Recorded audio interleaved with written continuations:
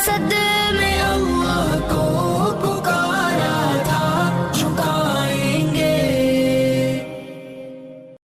أعوذ بالله من الشيطان الرجيم بسم الله الرحمن الرحيم وقال موسى ربي أعلم بمن جاء بالهدى من عنده ومن تكون له عاقبة الدار إنه لا يفلح الظالمون صدق الله العظيم. So we discussed in relative detail verse 36 when Sayyidina Musa alayhi salam presented the dawah to Pharaoh, how Pharaoh responded with arrogance, with hostility, with aggression, with threatening Sayyidina Musa alayhi salam, etc. And then we referenced the text of Qasasun Nabiyyin, combining the different verses. And we concluded on the note where Pharaoh said, فَمَا بَالُ الْقُرُونِ الْأُولَى, which was, of course, a ploy from Pharaoh. He was trying to, stir the people around him and secure their support anti-Musa. So what's your take on those that preceded us? If Musa alayhi salam were to reply by saying they are in paradise, well, they did nothing different to what we did, then we will also go to paradise. And if Musa alayhi salam was going to say that they will be destined for hell, then surely this will enrage all those people that were present. لكن موسى كان أعقل من فرعون وكان موسى على نور من ربه. But Musa alayhi salam was smart, he was wise, he was intelligent, he was calculated, he was divinely sent by Allah. He said, علمها عند ربي في كتاب علمها عند ربي في كتاب لا يضل ربي ولا ينسى. The abode of those that preceded us is in the knowledge of Allah. And for the record, لا يضل ربي ولا ينسى. Allah does not err and Allah does not forget. Allah does not err and Allah does not forget. When Hajjaj had asked Sa'id bin Jubair rahimahullah that أي خلفاء بني أمية أعجب لك أي خلفاء بني أمية أعجب لك, which of the leaders or the rulers from the Banu Umayyah impress you the most? So Sa'id bin Jubair rahmatullah alayhi answered, أرضاهم لخالقهم أرضاهم لخالقهم, the one from amongst them that pleases Allah the most. So Hajjaj bin Yusuf said, فأيهم أرضى للخالق. Okay, from amongst them, which one of them, from the rulers of the Banu Umayyah, the Umayyad dynasty, which one of them has pleased Allah the most? So Sa'id bin Jubair rahmatullah alayhi said, علم ذلك عند الذي يعلم سرهم ونجواهم. The knowledge of that is by he who knows their secret, their hidden and their open. Meaning that is what Allah subhanahu wa ta'ala. So as much as Pharaoh was sinister and Pharaoh was malicious and obnoxious and he was manipulative and he was playing with semantics, Sayyidina Musa alayhi salam was smart. He was wise, he was intelligent, he was calculated. ثم أنشأ موسى يقول ما كان فرعون يفر منه ويتخلص. But Musa alayhi salatu wassalam then went on to continue in the da'wat of Allah.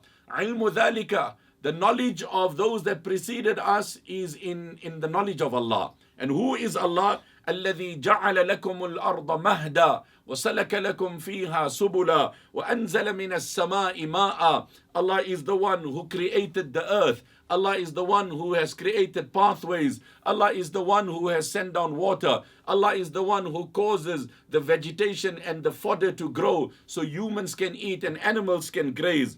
وتحير فرعون وبهت ولم يدر ما يقول.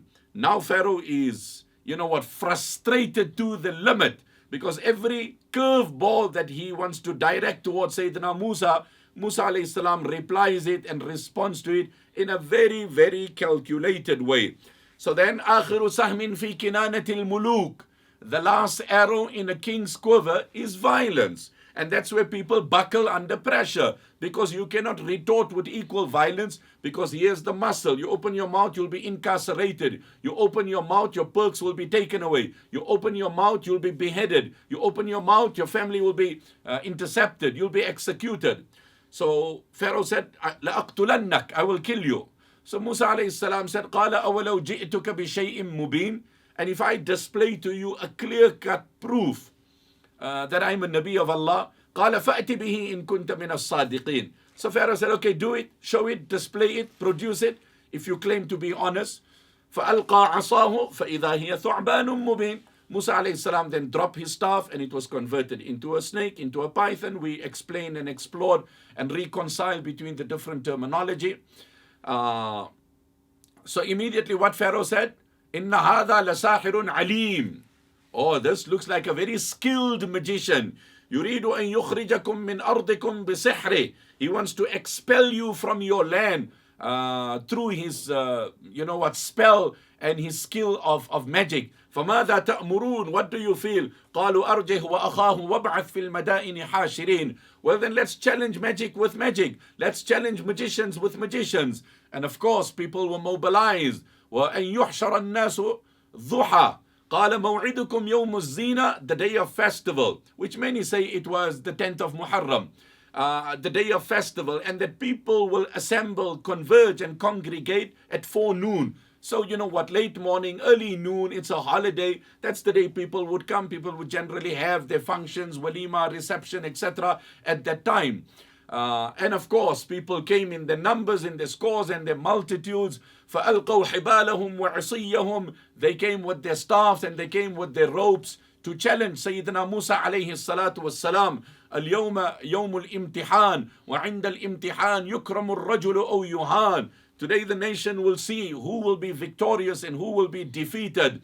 اليوم يرى الملك صنيعنا اليوم يرى القوم فضلنا. The nation will see our skill. And they came, with pride, with flamboyance, with confidence and arrogance.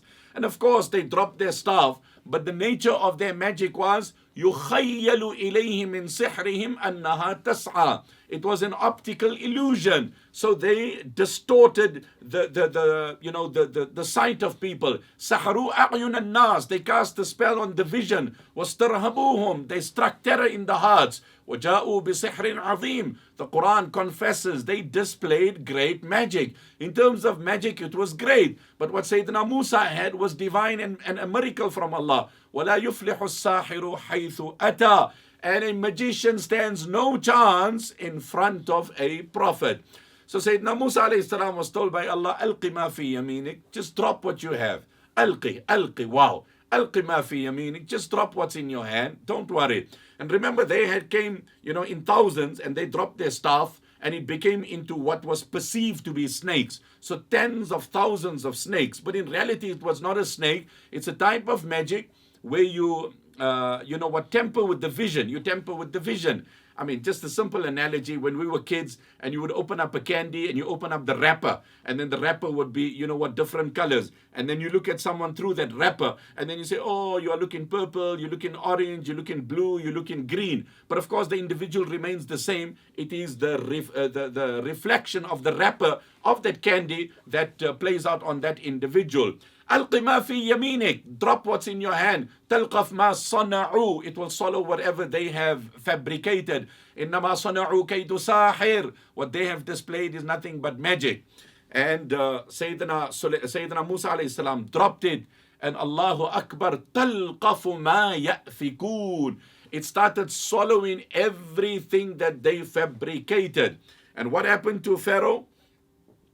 Those that came to support him, when they realized this, they fell in prostration. And what did they say? نحن أساتذة الفن وأئمة الفن. We the authorities in this regard. You can't teach us magic. We know it all. We know its types, its form, its shapes, in every regard. This is not magic. ذاب فننا أمامه كما يذوب الندى أمام الشمس. Wow, these words are amazing. ذاب فننا أمامه كما يذوب الندى أمام الشمس. Our skill has disappeared in front of the miracle of Musa, like how the dew melts before the rising sun. La ilaha illallah. So immediately what did the magician say? آمنا برب العالمين. We bring iman on the Lord of all the worlds. In Madarik al-Tanzil it is mentioned, when they said this, Pharaoh was still trying to show his clout. He said, إِيَّايَ عَنَيْتُمْ. إِيَّايَ عَنَيْتُمْ. Do you mean you reaffirming your faith on me because I'm the Lord of all the worlds? So they said, no, Rabbi Musa wa Harun. Not you, the Lord of Musa and Harun. Can you begin to imagine the embarrassment, the disgrace, the humiliation, the dejection of Pharaoh? You mobilized the magicians to come. They came in their scores and their multitudes. And you know what? The arrow backfires at you. وَقَامَ فِرْعَوْنُ وَقَعَدْ وَبَرَقَ فِرْعَوْنُ وَرَعَدْ. Fir'aun had lost himself totally. He was now just off it completely. Now what do I do? The whole nation is here and I have been exposed and I have been embarrassed. So now he tries a new tactic. He tries a new, approach. إِنَّ سِهَامَهُ ارْتَدَّتْ عَلَيْهِ. إِنَّ سِهَامَهُ ارْتَدَّتْ إِلَيْهِ. It's an Arabic proverb. Your arrow shot back at you. You were aiming it at someone else. Like there's another proverb in the Arabic language. مَنْ حَفَرَ بِئْرًا لِأَخِيهِ عَسَىٰ أَن يَقَعَ فِيهِ. If you dig a hole for someone else, the chances are you'll fall in it before anyone else. وَلَا يَحِيقُ الْمَكْرُ السَّيِّئُ إِلَّا بِأَهْلِهِ. And an evil plot harms the plotter before it harms anyone else. So now Fir'aun wants to try something else. So he tells his people, إِنَّ هَذَا لَمَكْرٌ مَكَرْتُمُوهُ فِي الْمَدِينَةِ لِتُخْرِجُوا مِنْهَا أَهْلَهَا فَسَوْفَ تَعْلَمُونَ. I'm going to show you people. I'm going to sever your right hand and I'm going to sever your left leg and I will crucify you. And then you must see who has more power and might, me or the Lord of Musa. And they say, فَقْضِ مَا أَنْتَ قَاضٍ إِنَّمَا تَقْضِي هَذِهِ الْحَيَاةَ الدُّنْيَا. Go for it, go for the kill, go for the jugular. We've tasted Iman, we've brought Iman. Whatever you can do is while we breathe in. And once we have left this world, you cannot touch us in any way. إِنَّا آمَنَّا بِرَبِّنَا لِيَغْفِرَ لَنَا خَطَايَانَا وَمَا أَكْرَهْتَنَا عَلَيْهِ مِنَ السِّحْرِ. We bring Iman on Allah and we are convinced on the oneness of the Almighty. So now we move on, verse 37. Sayyidina Musa alayhi salatu wassalam says, وَقَالَ مُوسَى رَبِّي أَعْلَمُ بِمَنْ جَاءَ بِالْهُدَى مِنْ عِنْدِهِ وَمَنْ تَكُونُ لَهُ عَاقِبَةُ الدَّارِ. So Musa said, رَبِّي أَعْلَمُ أي عَالِمٌ. My Allah knows, مَنْ جَاءَ بِالْهُدَى, who has brought guidance and who is the guided person. وَمَنْ تَكُونُ لَهُ عَاقِبَةُ الدَّارِ, and who will enjoy a noble abode in Akhirah. You accusing me, you saying your nasty things, but remember Allah is watchful. You've been defeated, you've been humiliated. Sometimes a person is speaking a lie, he's caught out, he's exposed, but he still wants to persist on his lie. Just because he's prominent or famous or he's got, no.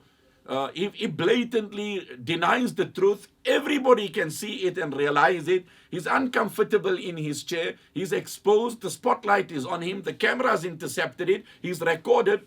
He's inconsistent, but still he chooses to lie. إِنَّهُ لَا يُفْلِحُ الظَّالِمُونَ. Verse 37, Sayyidina Musa alayhi salam says, surely the oppressor, the evildoers, the tyrants, the sinners will never be successful.